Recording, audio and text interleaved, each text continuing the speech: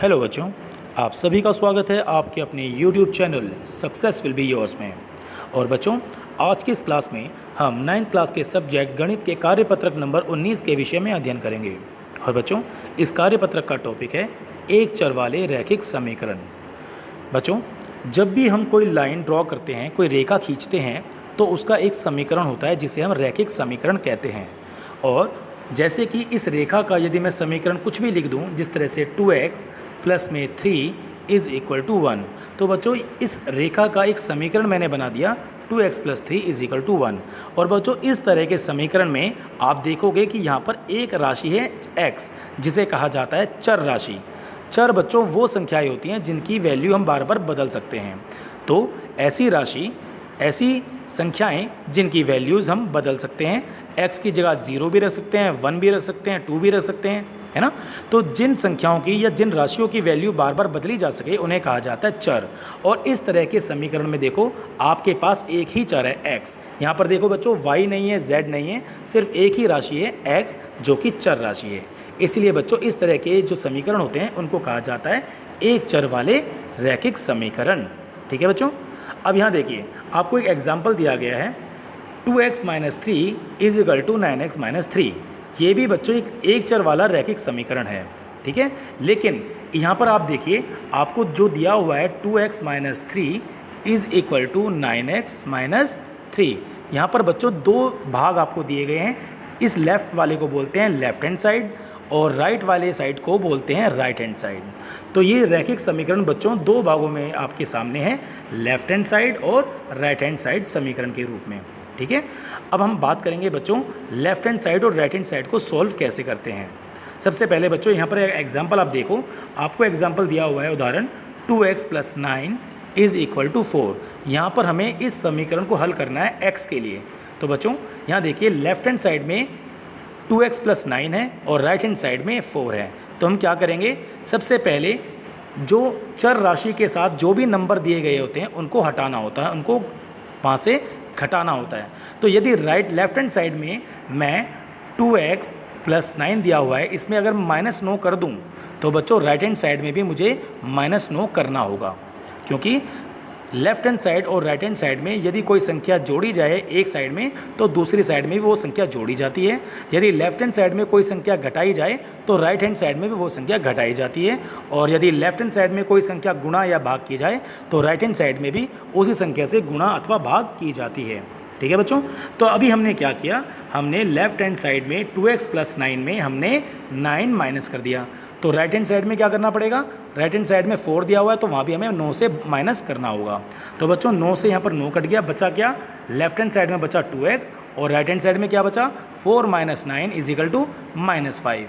अब देखो बच्चों इस x के साथ ये 2 गुणा हो रहा है, तो हम क्या करेंगे, लेफ्ट हैंड साइड में 2 से भाग कर देंगे और राइट हैंड साइड में भी 2 से भाग करना पड़ेगा।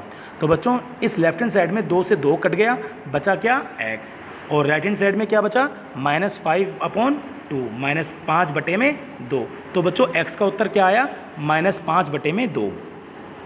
इसी तरह बच्चों लेफ्ट हैंड साइड और राइट हैंड साइड से आप कोई भी क्वेश्चन कर सकते हो, है ना। तो जो चीज़ें मैंने अभी आपको बताई वो सभी के सभी, वो सारे के सारे पॉइंट्स बच्चों यहाँ पर आपको दिए हुए हैं।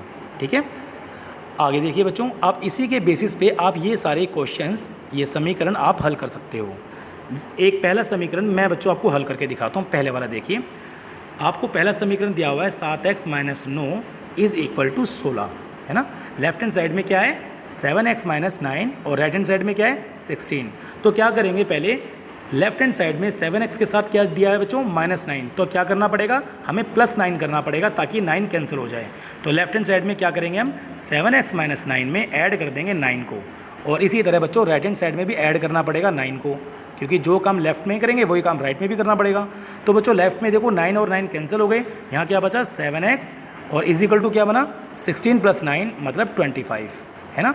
अब x के साथ 7 मल्टीप्लाई हो रहा है तो हम क्या करेंगे, इस दोनों तरफ 7 से डिवाइड कर देंगे।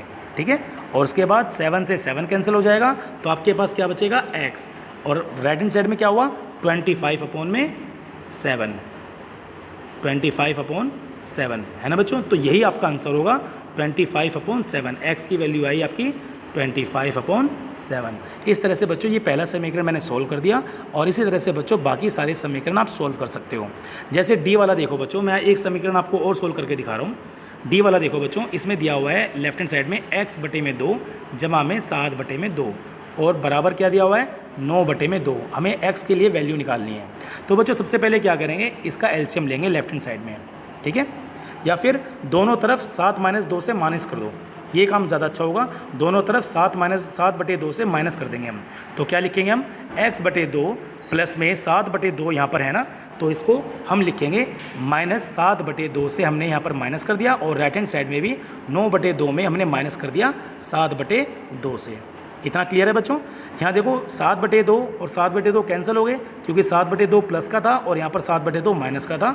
तो आपके पास क्या बचा, आपके पास बचा बच्चों x/2 और वो किसके बराबर है, जब 9/2 और 7/2 को आप माइनस करोगे एलसीएम लेके तो नीचे आएगा 2 और ऊपर हो जाएगा 9 - 7 मतलब 2। तो आपके पास उत्तर आएगा x/2 = 2/2। 2/2 से कैंसिल हो गया, बचा 1। तो आपके पास वैल्यू क्या आई बच्चों, अब आपके पास वैल्यू आई x/2 बराबर है 1। तो जब 2x के साथ 2 भाग हो रहा है तो हम क्या करेंगे, दोनों तरफ 2 से गुणा कर देंगे, ठीक है बच्चों। तो ऐसे में 2 से 2 कट जाएगा और यहाँ बच जाएगा x और राइट हैंड साइड में क्या हुआ 1 × 2 अर्थात 2।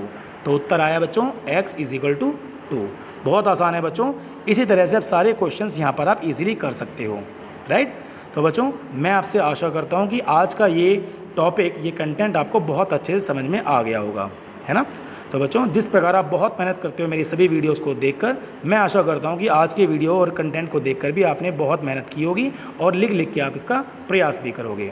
सो शुक्रिया मेरे बच्चों, थैंक यू सो मच। और ये जो एक्सरसाइज आपको नीचे दी हुई है बच्चों, इस एक्सरसाइज को आप इजीली अब आप कर सकते हो क्योंकि सारा कंटेंट मैंने आपको यहाँ पर समझा दिया है, ठीक है बच्चों।